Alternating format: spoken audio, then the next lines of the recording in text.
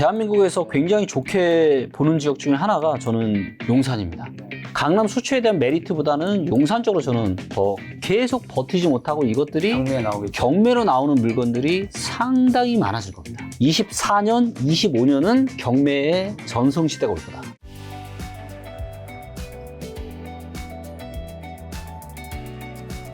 자, 그럼 요즘에 그러면 용산구는 어떤가요? 제가 알기로 강남 3구 어쨌든 용산구가 서울의 최상급지인데 네.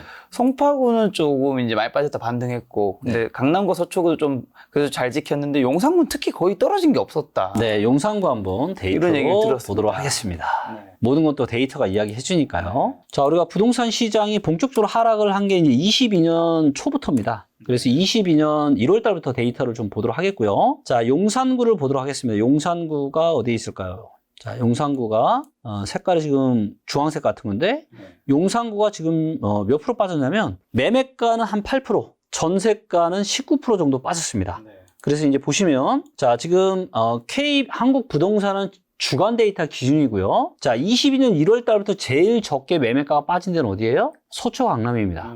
그 다음에 송동구, 양천구, 용산구예요. 그래서 얘기하시는 것처럼 용산구가 상대적으로 덜 하락을 했습니다. 하지만 하락을 안 한 건 아니고요. 가장 많이 빠진 게 아무래도 이제 노도강이라고 하죠, 우리가.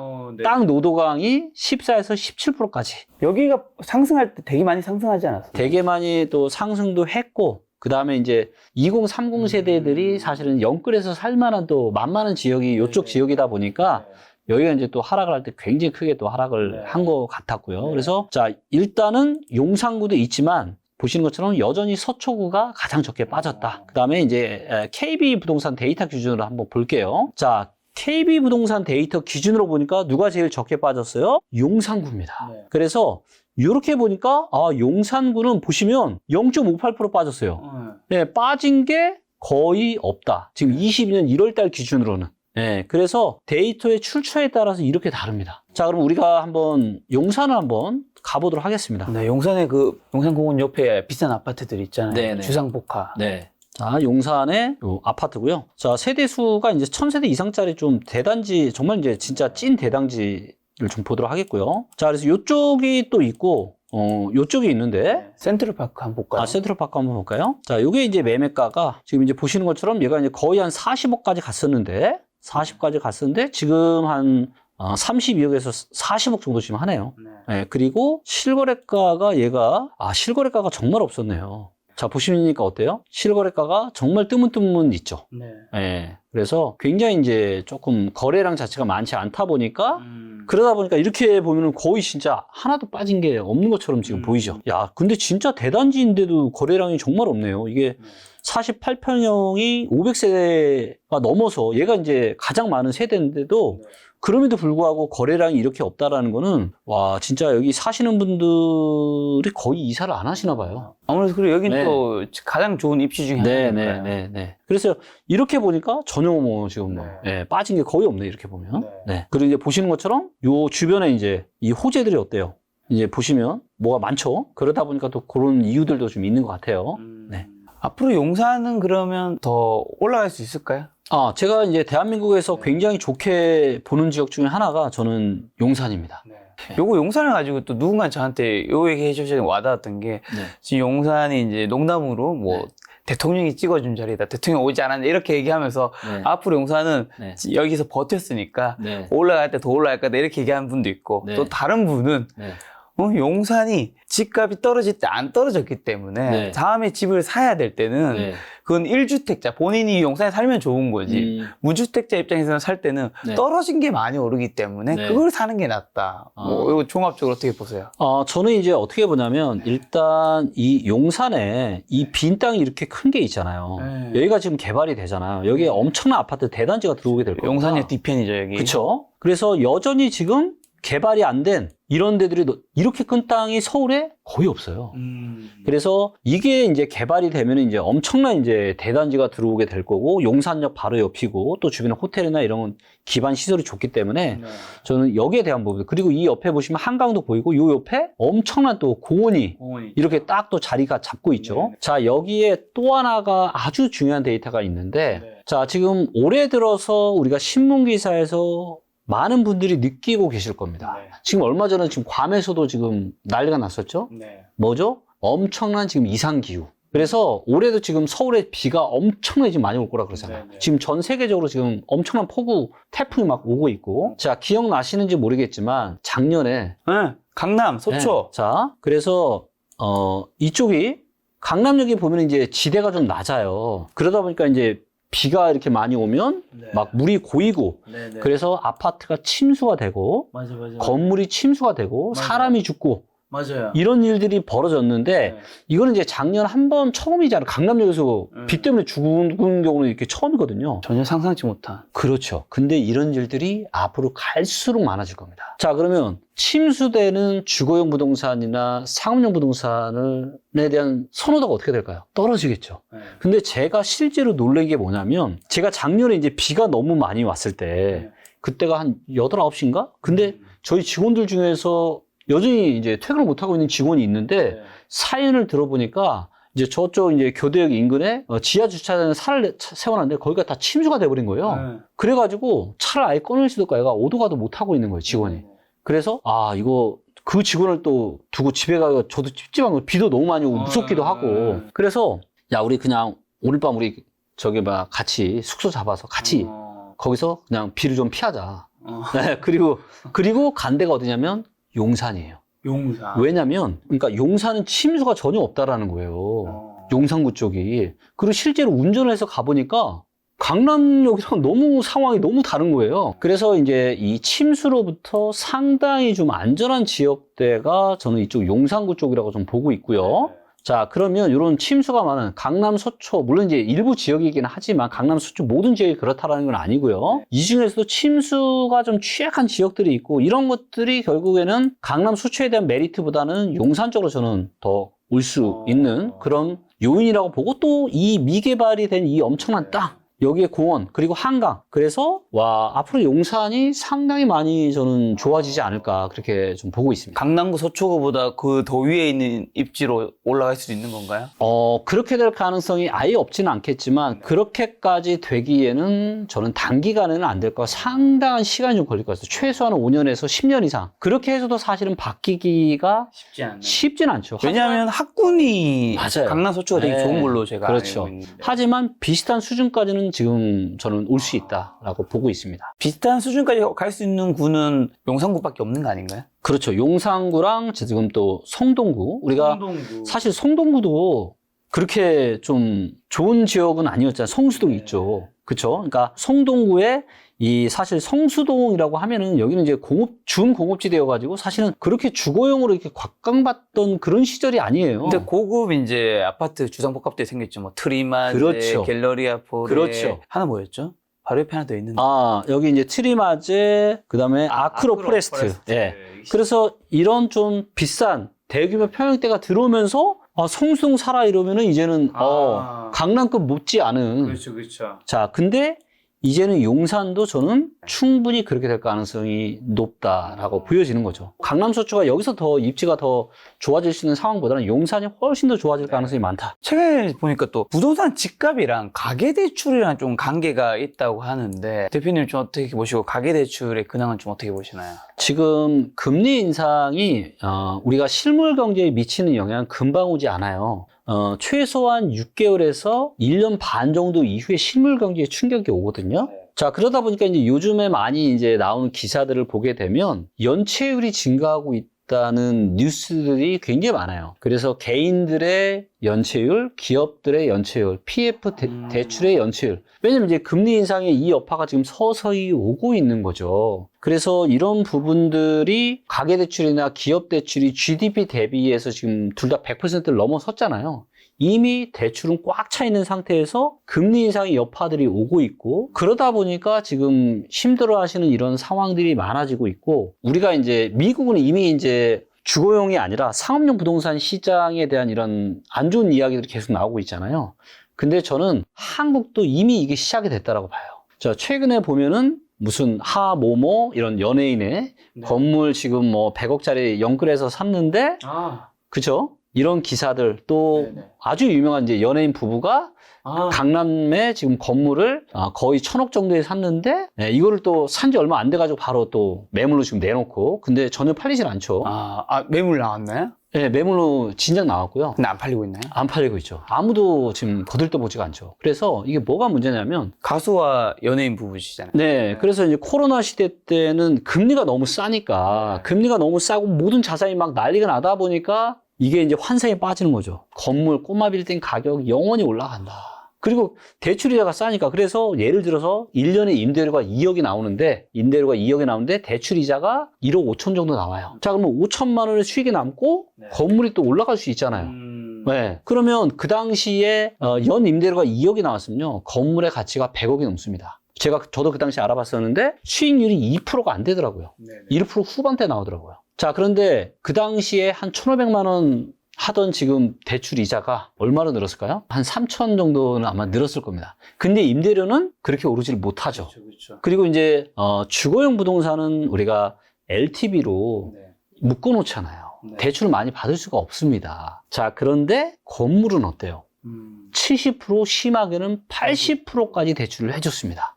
자, 그래서 또 금리도 너무 싸니까. 그래서 이런 어떤 상업용 부동산이 지금 계속 저는 문제가 갈수록 심해질 거다. 이거는 금리가 멈춘다라고 해결될 문제가 아니에요. 금리가 낮아져야 되는데 낮아지기는 굉장히 지금 쉽지 않은 상황이고요. 그래서 한국도 지금 가계부채에 대한 위험성들이 굉장히 많았지만 그동안 이제 폭탄이 안 터졌는데 이 금리 인상이 시작되고 지금 6개월에서 18개월이 지금 진행되고 있는 이런 상황들이기 때문에 이런 문제들이 계속 지금 발생을 하고 있는 거 실제로도 제 주변에 뭐 이렇게 영끌까지는 아니지만 이렇게 건물을 대출을 받아서 이렇게 많이 사신 분들을 보면은 너무 힘들어 하거든요. 이자가 너무 지금 비싸니까. 근데 이게 만약에 이제 뭐 100억대 건물이 아니라 500억대, 1000억대면은 근데 제가 여기 그 가수와 배우분은 원래 각자 가지고 있는 건물을 팔고 더 좋은 비싼 건물을 산 걸로 아는데 그게 패착이었던 거죠. 그때 쉬었어야죠. 그냥 팔고 딱 그냥 현금으로 갖고 있다가 언제 사야 되느냐. 자, 저는 이거를 제가 이제 부동산 투자 기회가 앞으로 저는 올해 연말 내년부터 이제 엄청난 기회가 저는 올 거라고 보는데 그 기회를 저는 어디에서 보느냐? 바로 경매. 그리고 그 중에서도 건물 쪽을 많이 보고 있어요. 자, 이거를 제가 데이터로 한번 보여드리도록 하겠습니다. 자, 이거를 보시면 이제 전국의 상업용 부동산의 거래 대금이에요. 자, 이제 보시면 2020년 7월 달부터 22년 6월 달까지 역사상 가장 많은 거래 대금이 터졌고 가장 정점일 때가 21년 6월 달이었습니다. 이때 가장 많이 사기도 했지만 누군가는 가장 많이 팔았죠. 자, 이때 금리가 가장 쌌죠. 이때 사신 분들은 지금 대출 이자 때문에 계속, 물론 이제 뭐 가지고 있는 여러 개 있으니까 좀 버틸 수 있겠죠. 근데 시간이 지나면 지날수록 어떻게 되겠어요? 계속 버티지 못하고 이것들이 경매에 나오겠죠. 경매로 나오는 물건들이 상당히 많아질 겁니다. 그래서 당장은 아니지만 24년, 25년은 저는 엄청난 경매의 전성시대가 올 거다. 그래서 경매로 10년에 한 번 올까 말까 한 절호의 기회가 저는 오고 있다라고 좀 보고 있고요. 그래서 혹시 이제 자금적인 여유가 되시거나 지금 부동산 투자를 바라보시는 분들이랑 그리고 이제 상업용 부동산은 어때요? 뭐 이제 세금적인 이슈가 또 없잖아요. 그리고 이제 경매로 인해서 가격이 아주 또 싸게 또 나올 거고. 그래서 이런 거에 좀 관심을 두시면 저는 또 실제로 제 주변에 이제 많은 전문가분들도 이거 경매 쪽에 지금 엄청난 기회가 좀 오고 있다라고 지금 이야기들을 하고 있거든요. 그럼 경매로 만약에 지금 아파트를 사는 거네요. 경매로 아파트를 사는 거는 일부 지역은 저는 나쁘지 않을 거라고 봅니다. 그리고 경매가 좋은 거는 뭐냐면 이 가격을 내가 정할 수 있잖아요. 입찰가를 내가 정할 수 있잖아요. 그래서 지금 얼마에 입찰 받으면 앞으로 떨어진 것까지 감안해도 괜찮을지를 우리가 알 수 있기 때문에. 그리고 자, 일부 지역들 같은 경우는 자, 예를 들면 지금 군산 같은 경우는 지금 거의 오른 게 없거든요. 여기 이제 실거래가를 한번 보시면 자, 실거래가를 보시면 지금 평당 한 400 정도 돼요. 평당 400. 근데 이 가격은요. 2011, 12년 가격이랑 거의 똑같아요. 오른 게 없어요. 좀 오르다 지금 떨어졌어요. 그러니까 여기 같은 경우는 이제 가격이 10년 전 가격이나 지금 가격이나 똑같다는 얘기죠. 그래서 굉장히 저는 저평가가 되어 있다고 보는데 저는 군산의 미래를 상당히 저는 밝다라고 보는데 군산 옆에는 뭐가 있죠? 새만금이 있는데 자, 새만금은 어떤 사람의 메카냐면 2차 전지의 메카입니다. 그렇죠? 그래서 이제 새만금 공장, 군산 공장이라는 키워드로 검색을 해보시면 아시겠지만 2차 전지 관련한 이름만 되면 알만한 기업들이 지금 계속 공장을 짓고 있고 최근에 나온 기사에 의하면 뭐 지금 2차 전지에 이제 아주 주도주로 뭐 엄청난 회사가 있는데 여기에 최대 8천억을 투자해서 공장을 짓겠다. LNF인가요? 그렇죠. 네이버 지금 최근에 검색하시죠. 그러네요. 네, 그래서 지금 LNF가 거의 뭐 8천억 정도 되는 엄청난 돈을 들여서 새만금의 공장을 짓고 있고 이거를 보시면 자 새만금 옆에는 거주지가 군산 말고는 없어요. 근데 군산은 지난 십몇 년 동안 오른 게 거의 없다는 얘기죠. 그래서 만약에 이제 이 데이터랑 경매까지 결합을 해서 하시면은 뭐 저는 이제 엄청난 수익을 또 올릴 수 있다라고 보고 있고요. 제가 뭐 살짝 깨알 또 홍보를 좀 하자라면은 저희가 이번에 그 아파트랑 오피스텔 뿐만이 아니라 건물과 토지의 가격도 이제 다 들어갑니다. 저희가 AI 기술로 적정 추정가를 다 만들었어요. 네, 나오나요, 건물 가격이? 네, 이제 나옵니다. 6월 초중반 지나고. 아직 나온 건 아니고. 아직은 아니고. 그리고 모든 거의 가격을 다 알다 보니까 경매까지 이번에 넣었어요. 그래서 뭐 옥션 회사들이 많은데 저희 리치고에서는 옥션 정보. 그러면 얘가 지금 적정 가격, 호가, 실거래가, AI 추정 가격 우리는 다 지금 알 수 있잖아요. 이 적정 가격 대비해서 최저 입찰가가 얼마나 높고 낮은지를 바로 알 수 있겠죠. 그래서 저도 진짜 뭐 사업만 아니면 저도 이걸 좀 데이터 활용해서 제가 경매로 좀 투자를 해보고 싶은 마음이 참 많은데 많이들 좀 이용하시면 좋을 것 같아요. 네. 그러면 무주택자분들이 청약은요? 청약은 요즘 청약에 하는 건 어떻게 보세요? 청약은 제가 두 가지 전제 조건을 말씀드리는데 자, 첫 번째는요. 주변에 오래된 아파트들이 많아야 됩니다. 가격을 우리가 결정하는 요인 중에 하나는 희소성이에요. 근데 주변에 오래된 아파트가 많은데 새 아파트가 들어서요. 가고 싶죠. 여기에 대한 수요도는 상당히 올라가겠죠. 그러다 보니까 이제 영등포 자이 같은 경우도 굉장히 또 잘 됐고요. 자, 그래서 그런 청약은 괜찮습니다. 자, 그리고 두 번째 조건은 뭐냐? 현재 시세보다 최소한 10에서 15%는 싸야 됩니다. 분양가가. 그래서 지금 가격보다 최소한 10에서 15% 더 싸면서 주변에 오래된 아파트들이 많은 이런 거는 제가 말리고 싶진 않아요. 그 정도는 그냥 영어로는 나쁘지 않다. 왜냐하면 대표님은 이제 하락세 남은 게 15에서 25%니까 뭐 10에서 15%면 거의 뭐 그래도 거의 발목. 그렇죠. 그리고 최악을 감안을 해도 뭐 한 3, 40%인데 신축에 대한 메리트가 있고 저는 만약에 이제 이번에 대세 상승장이 온다. 그러면 어떤 아파트를 사야 되냐? 무조건 신축 사셔야 됩니다. 신축이야. 신축. 왜요? 자, 왜냐면 자, 기본적으로 이렇게 이제 위기가 오잖아요. 위기가 오면은 아파트 공급이 줄어들 수밖에 없습니다. 자, 그런데 이게 좀 더 이게 좀 심각한데 자, 이제 보시면 자, 우리가 이제 2008년에 금융위기가 왔잖아요. 그러면서 9년, 10년, 11년, 12년, 13년까지도 입주문이 계속 없죠. 계속 없었습니다. 왜냐하면 부동산 경기가 안 좋으니까 건설사가 무서워서 못 짓는 거예요. 자, 근데 문제는 이때는 물가 급등 현상은 없었습니다. 자, 그런데 지금은 어때요? 물가가 너무 높죠. 자, 그리고 제가 이제 부동산 이 건설사 임원분하고도 제가 얼마 전에 미팅하면서 얘기를 들었는데 지난 1년 동안만 원자재비가 지금 25%가 올랐습니다. 지난 1년 동안만요. 자, 그러면 원자재 가격이 상당히 많이 올라가다 보니까 건설사 입장에서는 마진이 줄어들 수밖에 없는 거예요. 그렇죠. 그래서 더 신규 사업을 진행하기가 너무 어렵습니다.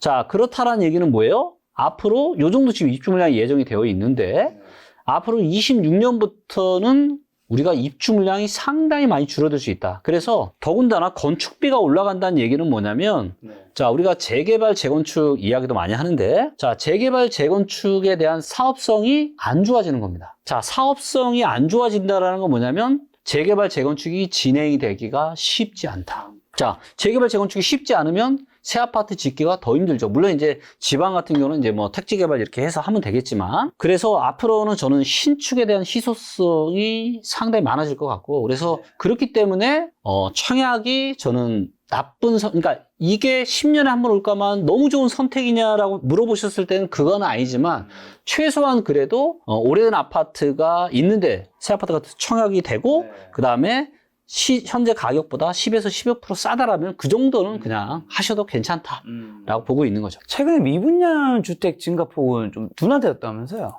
미분양이요? 미분양 한번 데이터 한번 보도록 하겠습니다.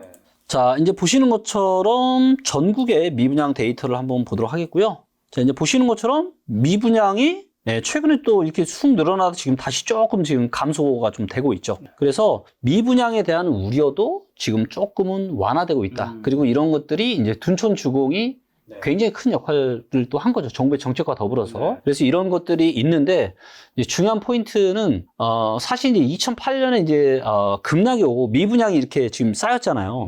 이거는 뭐냐면 경기 침체가 왔기 때문에 그래요.